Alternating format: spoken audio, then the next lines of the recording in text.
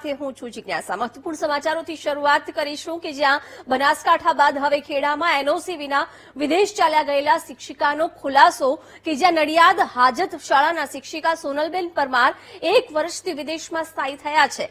1 September 2023થી વિદેશ ગયેલા શિક્ષિકાએ વિદેશ જવા પહેલા એનઓસી પણ ન લીધું। ખેડાના શિક્ષણ વિભાગે પણ 10 મહિનાથી શિક્ષિકા સામે આજ સુધી કોઈ પગલાં નથી લીધા। શાળાના મુખ્ય શિક્ષક જવાબદારી સમજી શિક્ષિકાની ગેરહાજરી પૂરે છે। પ્રાથમિક શિક્ષણ વિભાગ દ્વારા સોનલબેનને ફક્ત નોટિસ આપી સંતોષ માની લેવાયો છે। વિદેશ ગયેલા સોનલબેને 10 નોટિસ મોકલાયાના 10 મહિના બાદ પણ હજુ સુધી જવાબ આપ્યો નથી।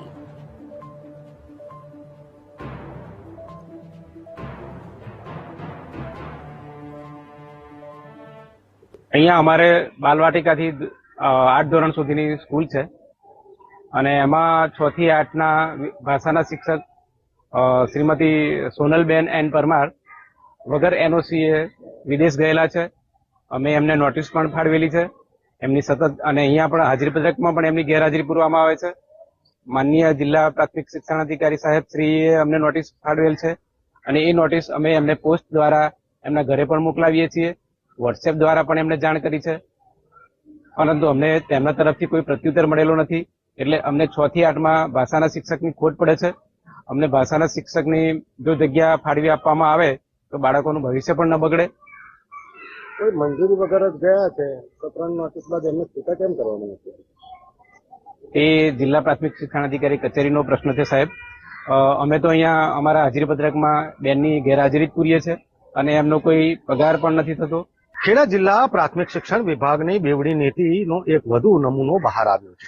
ખાસ કરીને વાત કરવામાં આવે તો ગઈકાલે કપડવંજની શાળામાં એક શિક્ષક અન્ય શિક્ષકને ખાનગી રાહે રાખી અને ભણાવતા હોવાનો ઘટસ્ફોટ મીડિયા દ્વારા કરવામાં આવ્યો હતો। ત્યારે વધુ એક ઘટસ્ફોટ આજે પણ કરવામાં આવ્યો છે। આ છે નડિયાદ તાલુકામાં આવેલી હાથજ પે સેન્ટર શાળા, જ્યાં 1 વર્ષ પહેલા જ જે શિક્ષિકા છે તે અહીંથી વિદેશ ચાલ્યા ગયા છે અને તેને અંગેનો શાળા દ્વારા રિપોર્ટ પણ શિક્ષણ વિભાગને કરવામાં આવ્યો। આમ છતાં પણ આ શિક્ષિકા વિરુદ્ધ કોઈ પણ પગલાં લેવામાં નથી આવ્યા। ખાસ કરીને જો વાત કરવામાં આવે નિયમોની, તો જે બહાર જનારા એટલે કે વિદેશ જનારા જે શિક્ષકો છે તેમને ફરજિયાતપણે શિક્ષણ વિભાગ પાસેથી એનઓસી મેળવવાની રહેતી હોય છે અને ત્યારબાદ જ તેઓ વિદેશ જઈ શકે છે। પરંતુ આ જે કેસ છે તેની અંદર જે મહિલા શિક્ષિકા છે તે પોતે કોઈ પણ મંજૂરી વિના અને શાળાને જાણ કર્યા વિના જ વિદેશ ચાલ્યા ગયા છે। આમ છતાં પણ શિક્ષણ વિભાગ દ્વારા 1 વર્ષ વીત્યું છતાં પણ તેમને સસ્પેન્ડ કરી અન્ય શિક્ષકને ફાળવવાની જે કામગીરી છે તે કરવામાં નથી આવી રહી।